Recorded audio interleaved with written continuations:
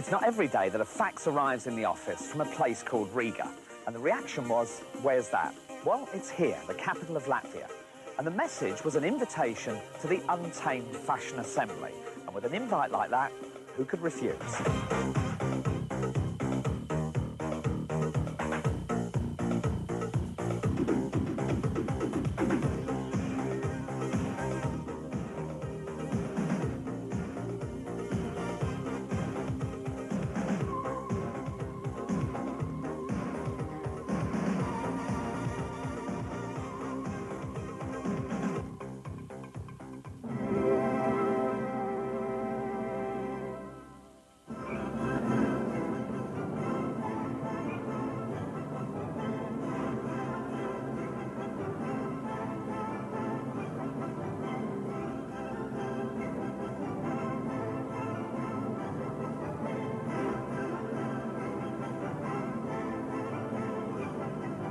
In its 800-year history, Latvia's only ever experienced freedom during the years between the two world wars.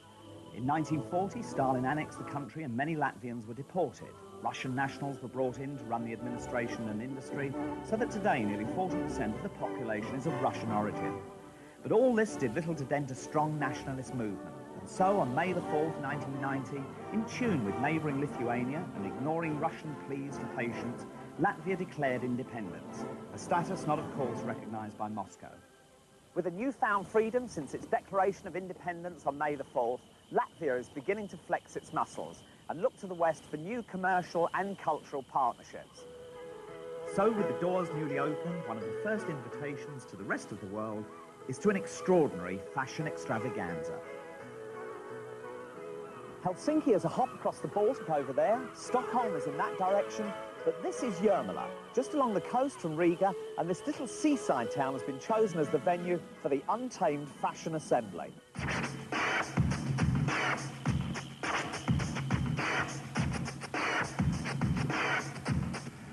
This restful seaside resort with its leafy, peaceful streets lined with latwood houses painted in faded pastel colours is an unlikely venue for what has been billed as Eastern Europe's most avant-garde ever fashion extravaganza. Designers from Lithuania, Latvia, Russia and Estonia have converged to meet with designers from West Germany, Holland and India. There's talk of Britain's Zandra Rhodes and Wayne Hemingway of Red or Dead putting in an appearance, along with artist and jeweller Andrew Logan. All of this is the brainchild of charismatic Latvian designer Bruno Biemanis. This is a first international fashion and avant-garde fashion show. And I would like to see many designers would work at only avant-garde and non-commercial fashion. Has this come from this free feeling that people have at the moment? Yeah, they can now be themselves? I would like to see in the stage, in this assembly, only free feeling, only a free creation, only free designers and free designers things and works. Now, the rehearsal should have started at 5 o'clock, and it's 6:30. Are you worried? No, I'm calm.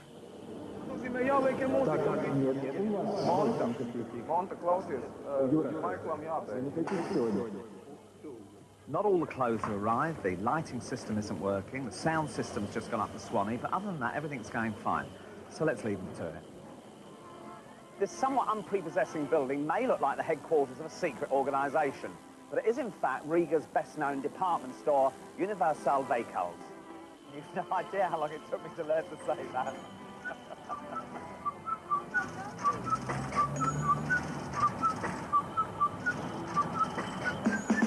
The food hall here is like Harrods on a Friday, but unlike Harrods, they're queuing for food every day.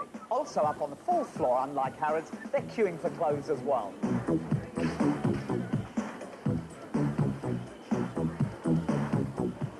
Queues for food are understandable, as it's always in short supply, and with the political situation, people are beginning to stockpile. But with clothes, it's different.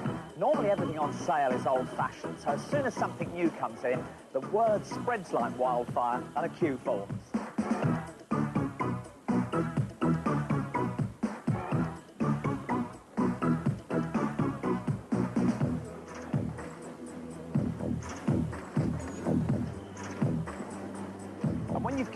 This is what the fuss is all about. The goods are very often badly made and poorly designed. This two-piece jersey suit is 75 rubles, which is about £7.50. Now, that doesn't sound very much, but to an average Latvian, that's a week and a half's wages. Dressmaking is really big, and most families own a hand-operated sewing machine. But if you're no good at dressmaking, it's not difficult to find somebody who is.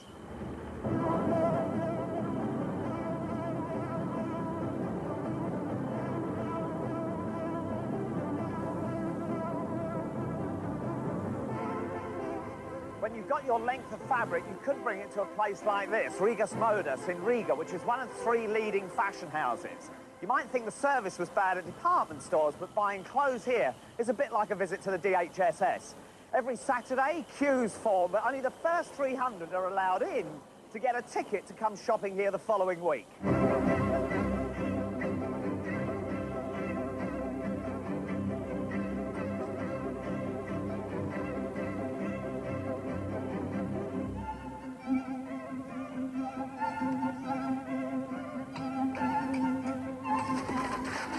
You could never imagine the likes of Jean Muir, Jasper Conran or Bruce Oldfield sitting in a place like this, designing for members of the public. Well, that's exactly what's going on here. If you don't want to buy your clothes in a regular department store, you can bring your cloth and your ideas here and have them interpreted by a Latvian designer. Now, she seems to have very clear ideas what she was looking for. Has she given a lot of thought because she's done her own sketch? Some 2 evenings she has been thinking about that. Now, is she confident that the designer here is going to interpret what she wants very well? She feels that she's the right one. She will understand her. And has she been here and done this before? Was 2 times before. And does she have any idea how much this outfit is going to cost her? Approximately 210 rubles. How much money was the fabric? Cik maksā jaudums? 63 rubles.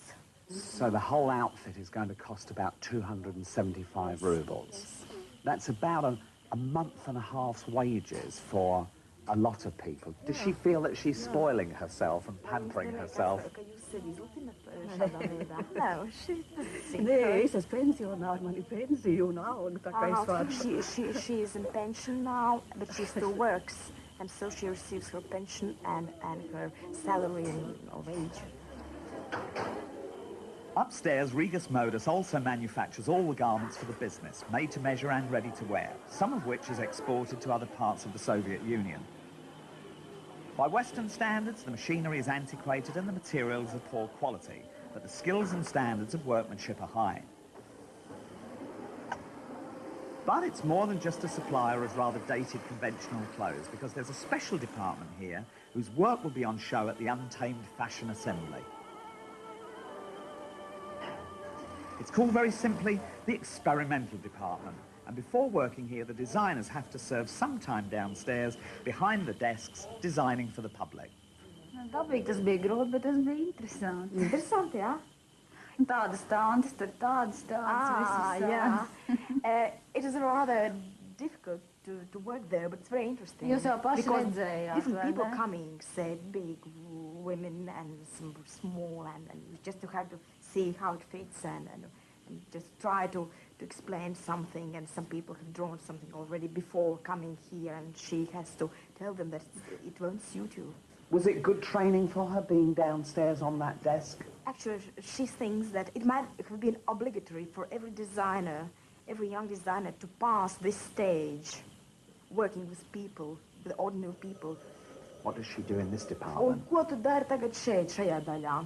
Bet labāk mēs šeit eksperimentālā laboratorijā veidojam modeļus priekš modes skatēm. Well, this is an experimental department here, and they are designing clothes mostly for fashion shows, and they are doing what they like now. They Normāli. trying to put their ideas in paper. Entuziasms. Yes, and the main thing is enthusiasm. Tas They ir should be a padomju little bit entuziasms. crazy about that, about their job, and being a little bit crazy about that, they can work here. The average monthly salary in Latvia is about 200 rubles, which is £20. So if you can't afford to buy your clothes from a fashion house or a department store, the next best bet is a market. We've come to Chikakans, where the majority of the stalls are selling clothes, and most of them are homemade. Does this lady make all of these clothes herself? Yes, she makes all of the dresses herself. So when does she get time to make them if she's here selling them? Well, she sells only on Saturdays and Sundays. All the other days she's sewing these dresses.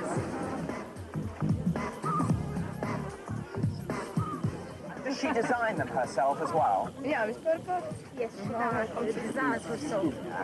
What sort of sizes does she make? Because Latvian women seem to vary greatly in size. Nē, vispār es no 44. līdz 54. Vislabāk pērk lielos izmērs. Yeah. Well, big sizes, great sizes are... It's very easy to sell them, great sizes. Smaller sizes, they are hanging sometimes 2 or 3 weeks here. For those of you that are mail order agents and wonder what to do with the catalogues when you finish with them, apart from using them as doorstops, here's an original idea. You cut out the pages and make carrier bags out of them. He had seen somewhere something like bags like this, and then he thought, why not try?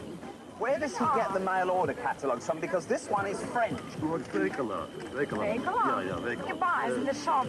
And then cuts up the pages and makes these bags. Yes. And the best bit is, if you're into fashion and your husband's into electronics, on the other side we've got a stereo player. There are a row of people standing holding shoes and holding dresses. What are they doing? They are selling them. Business.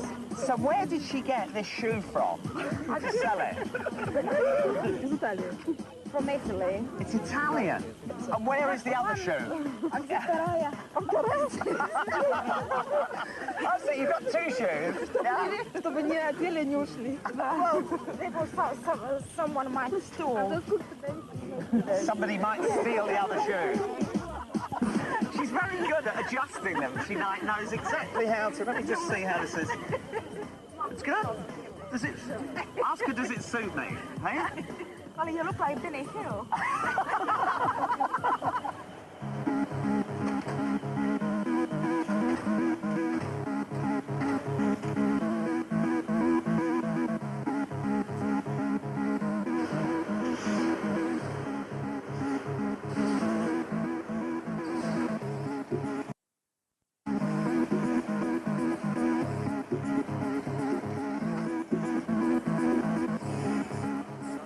This is the Piermarden factory, one of 3 enormous shoe factories here in Latvia. They produce about 3.5 million pairs of shoes a year. 25% get sent to the Soviet Union, and the rest are sold on the domestic market. That's 1 pair of shoes for every pair of feet. It's a fairly typical shoe factory, making inexpensive shoes out of inexpensive materials. Just about what you'd expect in the Eastern Bloc, where delivery and price are more important than quality or design. But things are changing.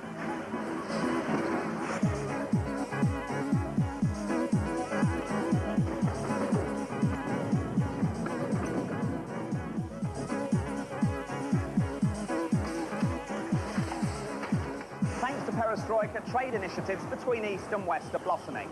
This factory has done deals with Hungary and West Germany. In the West German deal, they import injection-moulded soles from Germany, leather from Italy, and produce high-tech mountain bike shoes like this and ship them back to West Germany again. In the first year of the scheme, they exported 55,000 pairs, a figure which is likely to rise quite considerably this year and represents a threat to an already battered West European shoe industry. But that's the price tag that we in the West are going to have to pay for the new of countries like Latvia.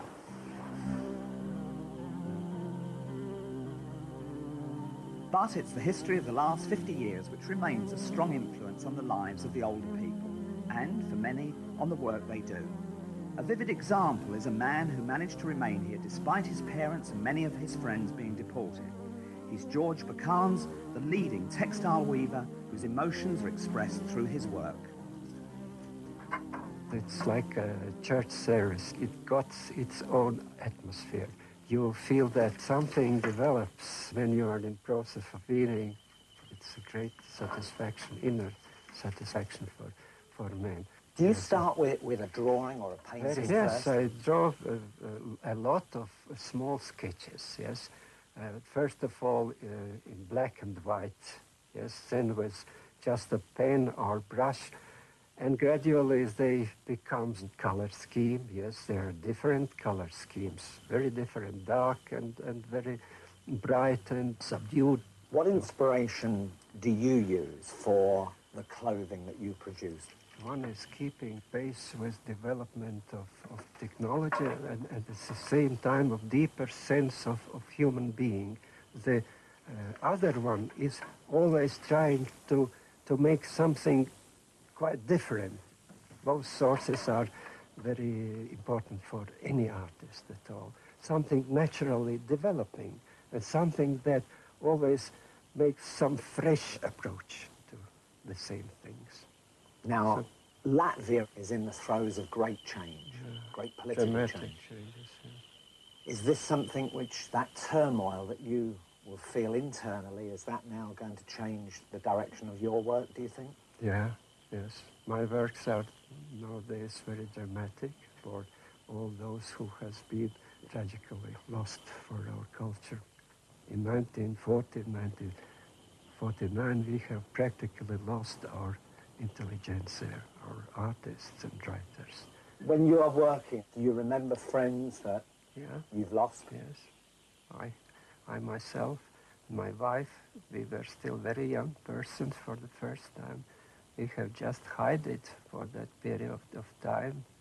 Yes, it might have happened that our parents should have gone to be deported, and we were with our bicycles just hiding in hiding places. It just happened that we were left here for the next 4 or 5 years. Then the next deportation, we have survived that too, and nowadays we can freely to speak about that tragic events, and we try to take this opportunity to tell the whole world. Is this an exciting time for you to be practicing your craft? Yes. You know, the poets have confessed that they could not write down anything, any poetry, because it is dramatic. It's more dramatic in our newspapers, but not for weaving art, because it's the same. We are not sure what will happen the next moment when we are working by the loom, as well as what will happen there outside our flat and our house on the street.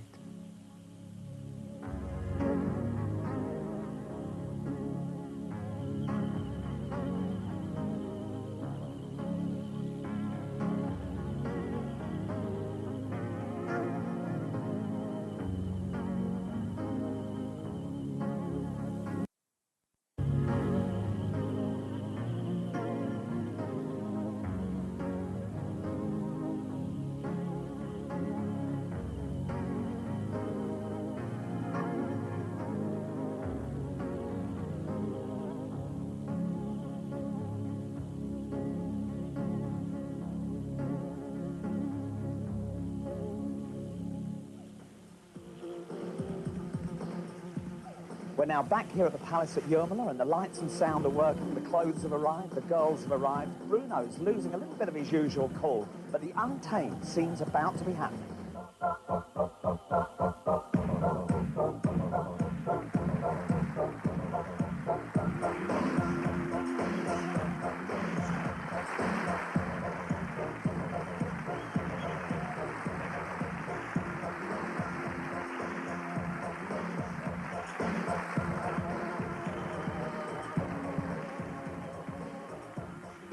What benefit do you think something like this is? I think it's, in a way, a stimulation for very young people to be lost in this absolutely undeveloped industrial fashion here in the Soviet Union.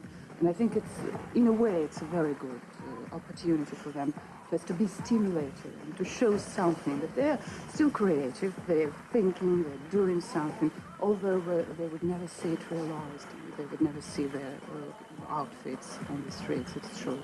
Baltic republics had a very interesting tendency, slightly isolated. I can understand it for different reasons. So in this case, it's good.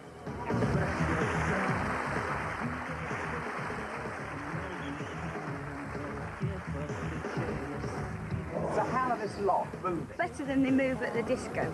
A bit better, because I don't know, they dance differently to us. I mean, you got thrown in at the deep end. You Yeah. kind of knew when that you were coming here. The day before we came. As short Yeah, as that? Yeah. Well, I mean, we knew we might be coming for a few weeks, but we got no information about it. We couldn't get the visas, and the day before they said, you know, you can come. So we just packed the case. We can only carry 10 outfits. So we just come, see what it's like. We just do. It's quite different from anything else we've ever done. Why did you choose this music? But it wasn't a choice, it was lack of choice, because we had a tape that we brought and it's broken. They insisted on us giving us a tape, and that was the only one we had, was a World Cup song for England. Well, some of the words are quite, I suppose, quite fitting, because it just says express yourself, and that's what they're trying to do, I suppose. Anybody here speak English? Yeah? Yes. What do you think of these clothes? I think that these clothes is different from other clothes who is in here. It is interesting, and the models is very beautiful, I think. So do you think these is the bestest clothes in the show? I think one of the best.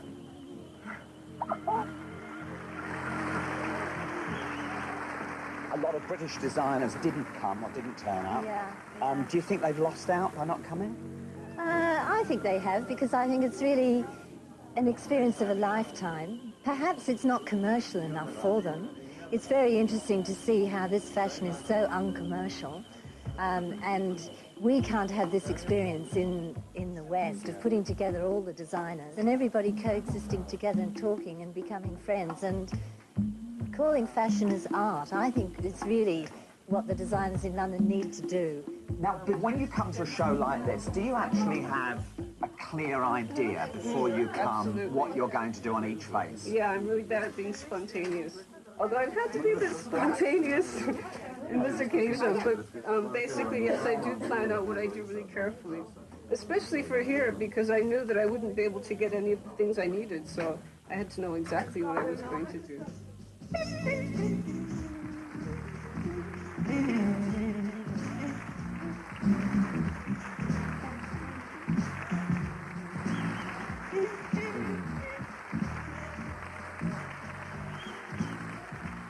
What do you think the purpose of an event such as this is? Well, I think primarily, let's say it's fashion, but who cares about fashion? I mean, really, I think the most important thing is people, and it brings people together. I mean, I've met a lot of new people, and they've met me, I hope, and it's just really making the world a smaller place and a better place. Do you think designers in Britain and in the West have a responsibility to bring their fellow designers up to date that have previously been behind the Iron Curtain? I think they have a responsibility to be here and communicate.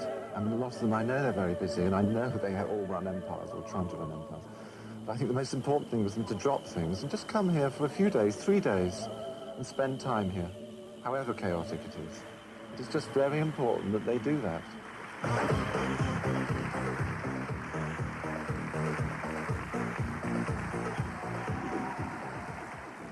I invite BBC TV clothes show next year in Untamed Fashion Assembly.